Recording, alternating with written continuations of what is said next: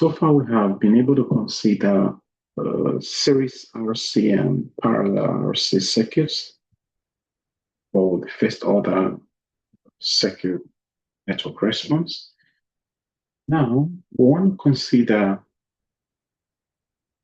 first order parallel RL circuit. So the approach to solving this is similar to what we already looked through for the RC circuit. But this time, let us consider a circuit with a current source.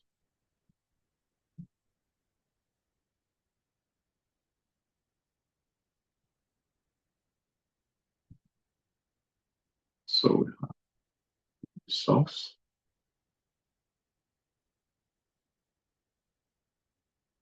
connected in parallel with a resistor, which forms a Norton equivalent circuit.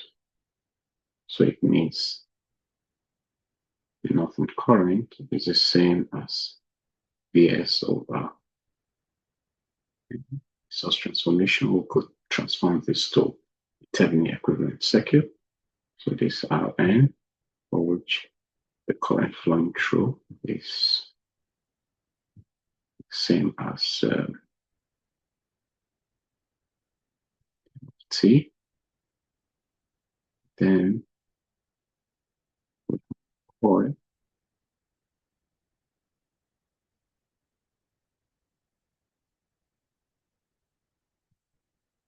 this is L.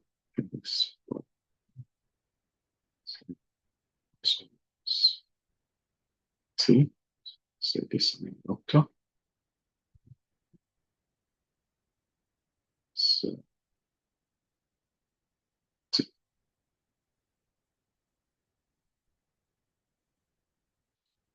So stick to convention and call this IR. So there's a current through the resistor. Okay? See. So you also observe that this half of the circuit is a Norton equivalent circuit. So it means regardless of the number of resistors in the circuit, we could derive the equivalent resistance, connect the same in parallel to the current source. Then we have the Norton equivalent circuit. So in this case, we can apply KCL. So on the right, KCL, so that I n of t, current flowing into this node, is the same as IR of t plus IL of t, right? The current through the inductor and the current through the resistor. And by Ohm's law, V of t is the same as t, so that R of t is equal to V of t, which is n is. So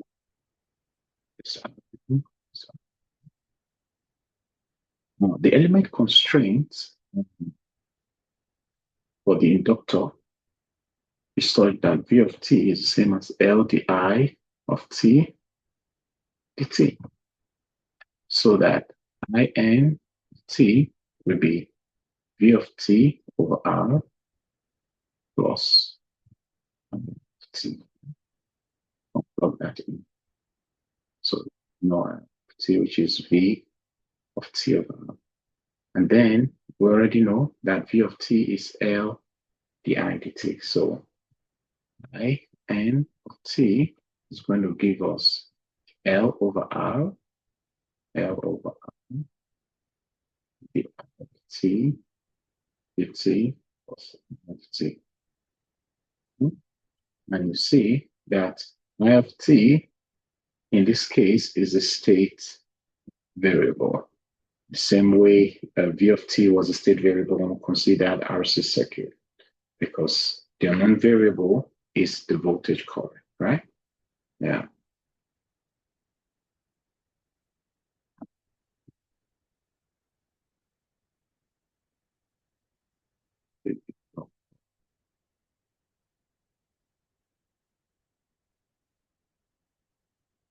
So then, with this, we have the differential equation that describes the RS circuit, which is a first order differential equation because the order of the differential here is 1.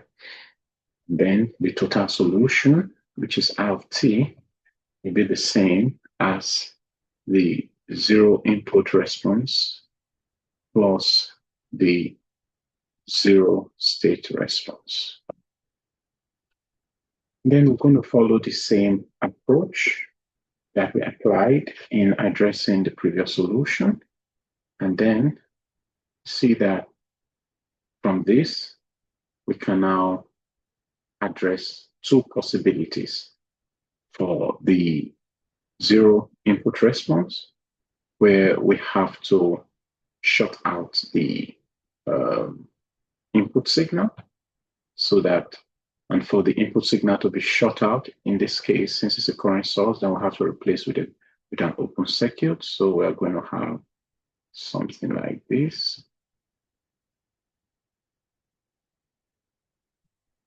For the zero input response, where IN is equal to 0, then we have Rn, we have L, and then we have V, such that the current flowing here is the initial value.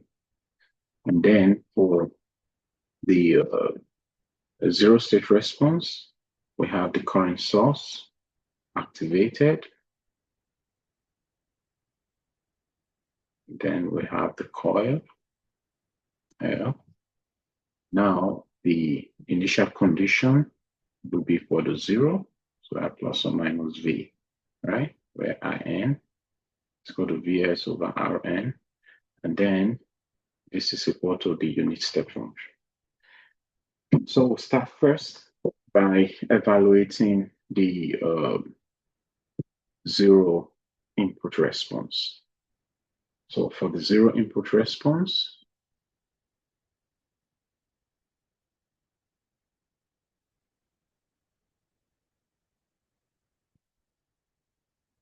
it's the open circuit. So IN is equal to 0, the zero input response.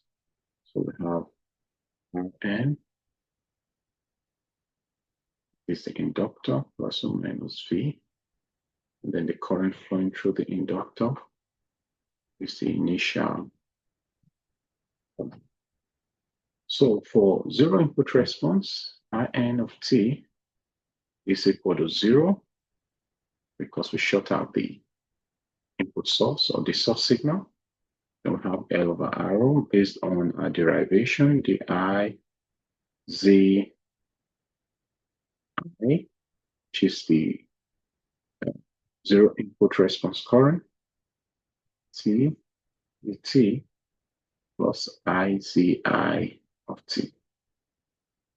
So this is going to be the same as IZI of T, plus this crosses the inequality sign, that'll be negative L over R, the IZI of T dt. Now, the solution is of the form IZI of t, which is equal to b exponential kt, right? Same way. So once we substitute this into this expression, so we have b as place IZI by b exponential kt equal to negative L over R. So this is a guess solution. And recall exponential kt is the eigenfunction to an LTI system, right? For a linear time invariant system. So the b exponential kt dt. And now this is now going to give us v exponential kt, which which is equal to negative L over R. Then this is going to give us K B exponential KT, right?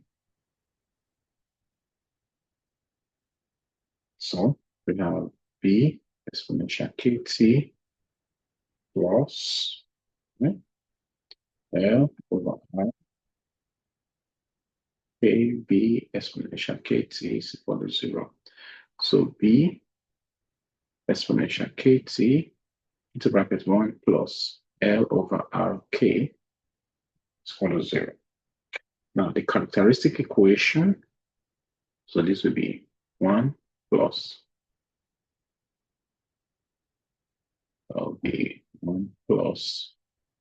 L all over RK is equal to 0 over B exponential KT.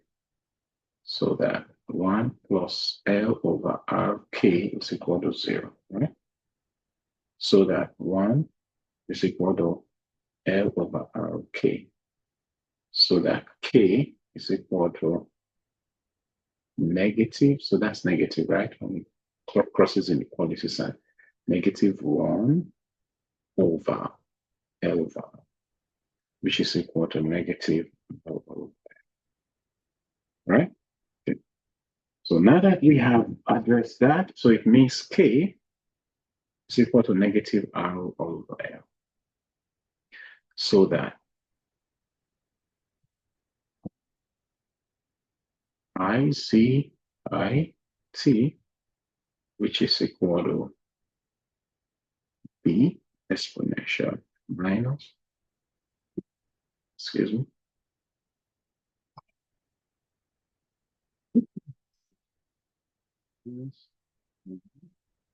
over L. Now, for us to evaluate B, then we have to apply the initial conditions. Same approach we applied in solving or addressing the RC circuit. Now that we have substituted for this here, so initial conditions we call T is equal to 0, then ICIT of 0 rather, of 0 is equal to I. 0 is equal to this, right? So that ICI of T is equal to I naught is equal to B exponential minus R over L times 0. So this is going to give us B exponential 0, which is I naught. I naught is equal to B times 1. So B is equal to I naught. So that the 0 input response is equal to I naught exponential minus R over L T.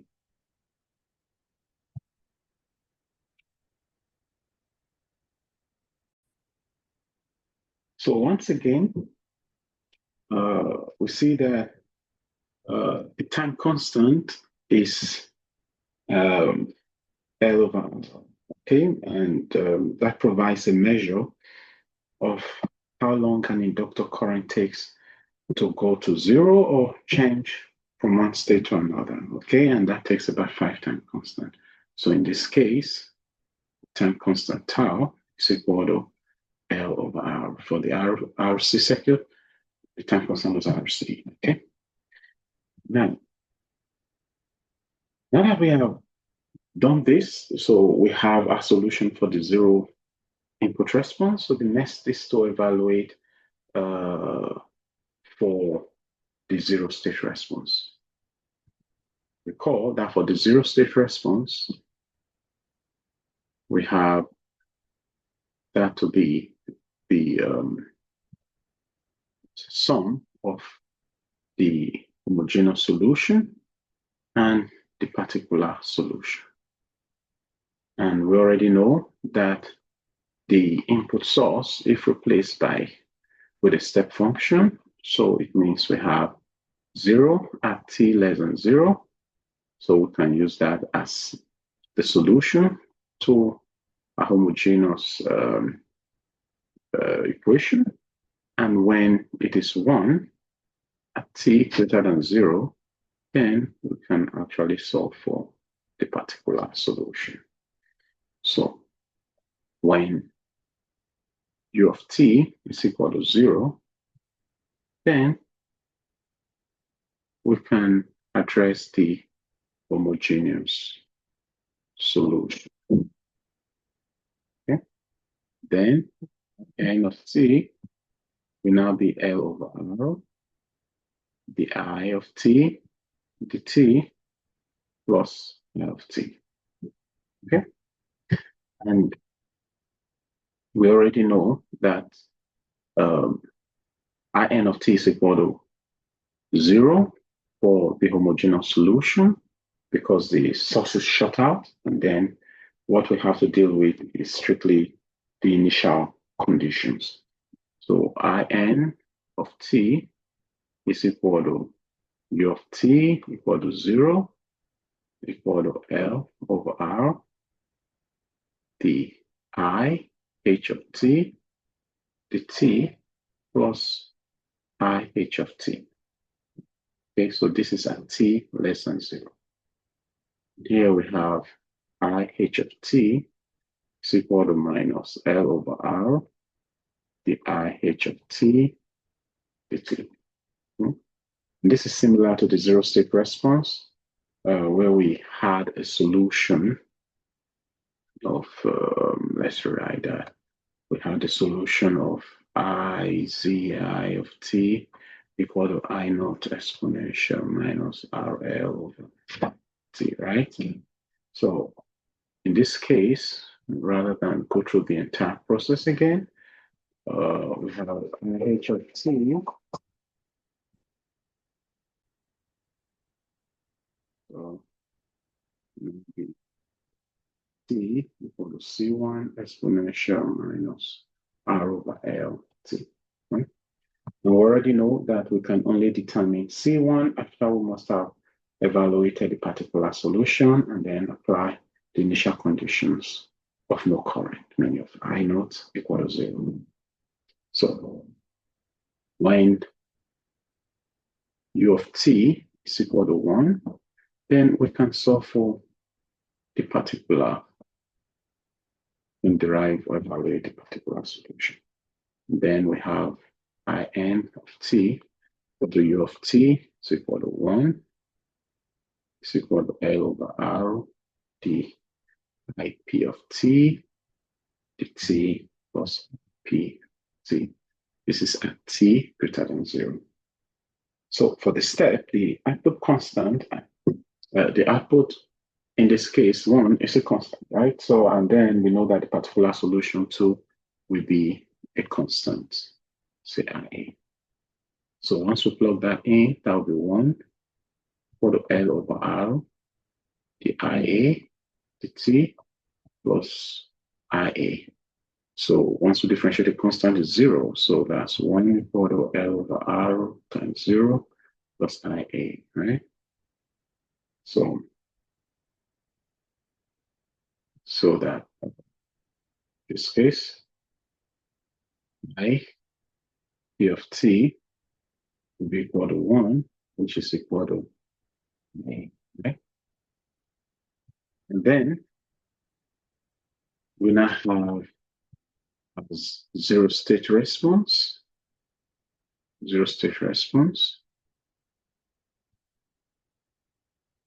to be the sum of the homogeneous solution and the particular solution.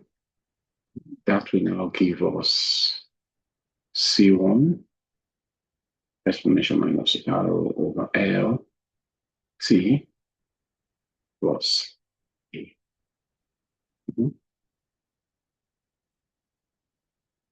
So since we have IZS of T equal to C1 exponential minus R over LT plus IA,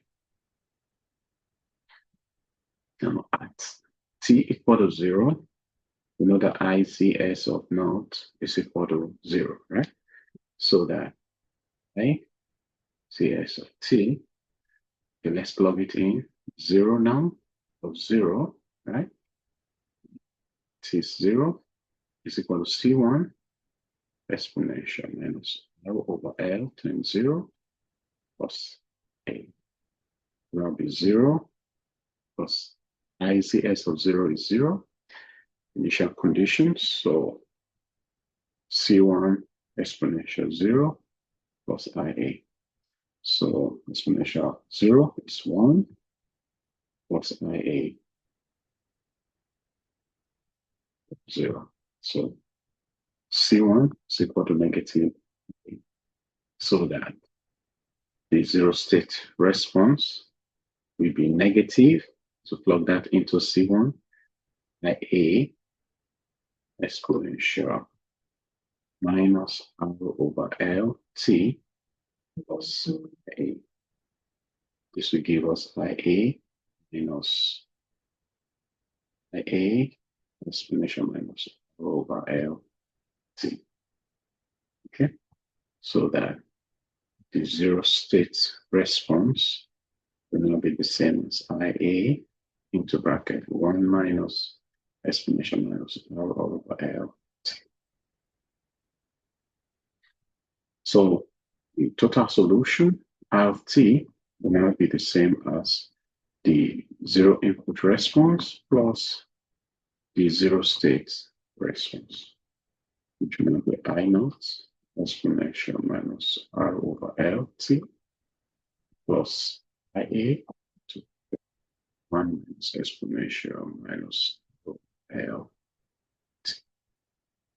So this is the same as writing R over LT plus IA minus IA exponential minus LT. This will be equal to IA plus and exponential minus RLT plus IA exponential minus RLT. So this will be IA plus A naught minus IA exponential minus LT. Okay. Now, this also can be written as I, there's a final value, plus the initial value, I naught minus the final value, exponential minus R over LT. It can also be written as the final value, the infinity. It's a symbol to denote the final value plus I of naught infinity exponential minus R over LT. And it's a little the classwork or exercise you may want to verify by checking, by investigating to show, or better still, you want to validate these expressions, okay, to be sure that they're accurate when t is 0 and when t is infinity, to be sure if you're going to get the initial value and the final value. Okay, and you see that this is similar to what we derived when we attempted the solution to the RC circuit.